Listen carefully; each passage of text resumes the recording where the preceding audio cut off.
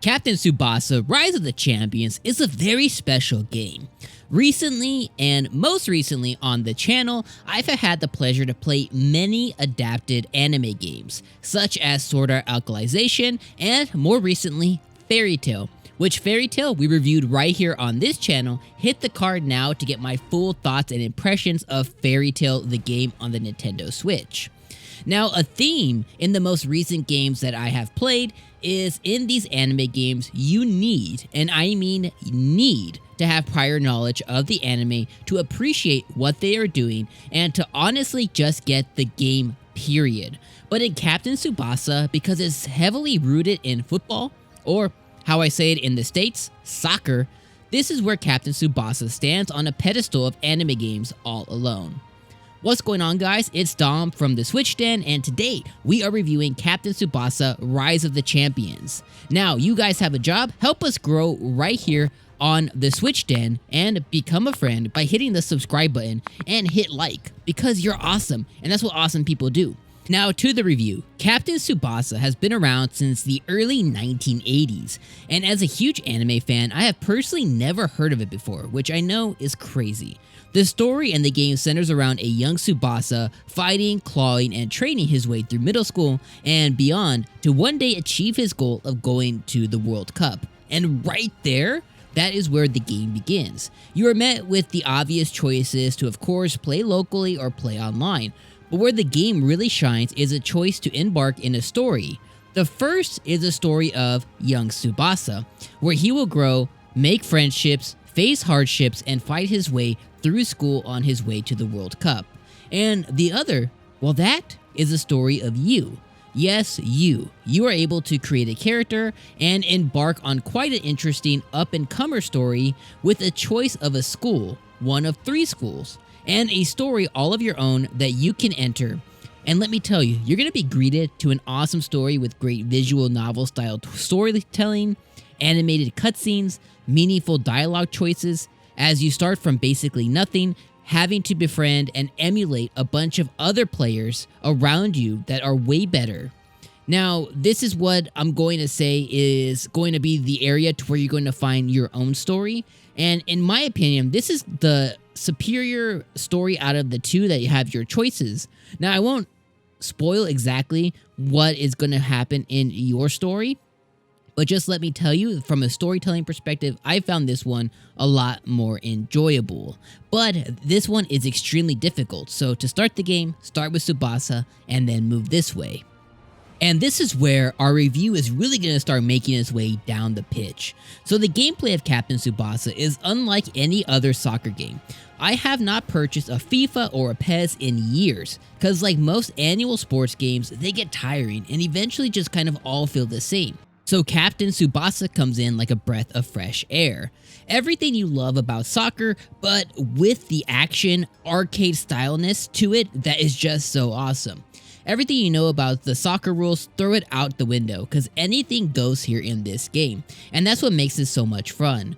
From the insane tackles to the crazy dribble and juke moves that you can pull off that are basically like damn near half-field fantastical goal kicks that have an anime flair to them, like the Falcon, the Bear, the Tiger Shot. They are insane but so gratifying as they all fill up the screen.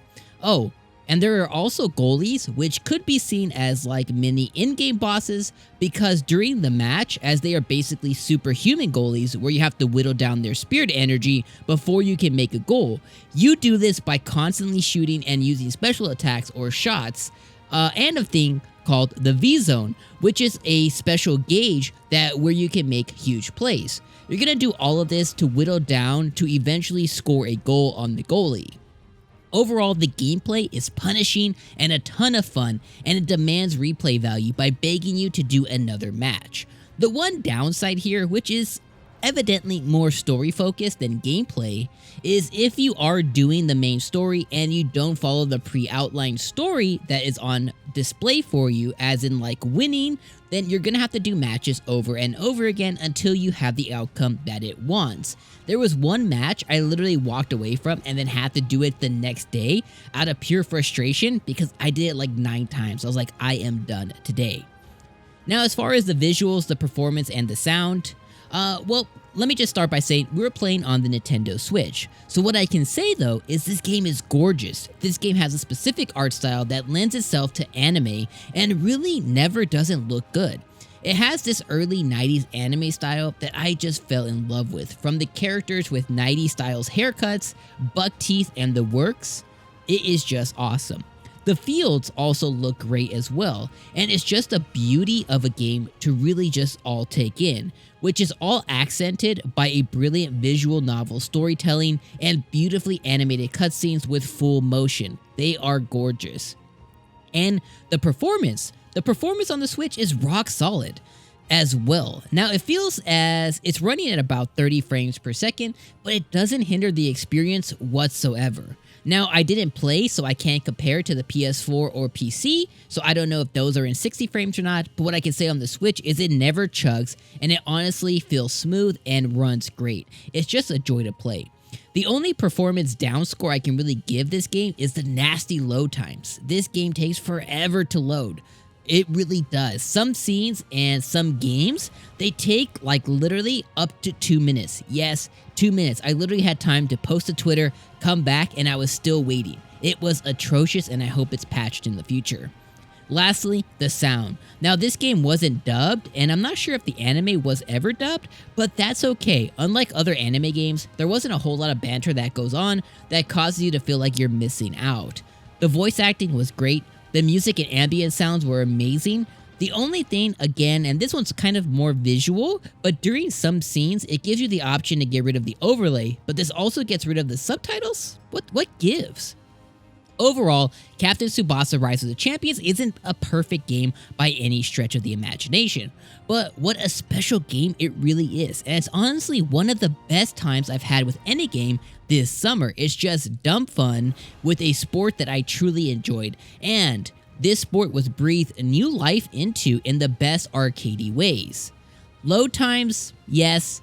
Sometimes story sections that take too long, yes. A whole section of the game that ramps up the difficulty to 11 out of nowhere, yes. But along with just having to repeat multiple matches that did hinder the experience a little bit, I can still say that I give this game my full recommendation. We over here at the Switch Den give Captain Tsubasa Rise of the Champions a Switch Den score of 8 out of 10. Go ahead and do me a favor, click on the video on screen right now. That's the Fairy Tail review. Go ahead and see what we thought about Fairy Tail, and we hope that you liked the video, and don't forget to subscribe, and we'll see you guys on the next one. Don't forget, become a friend and join the Switch Den. Peace.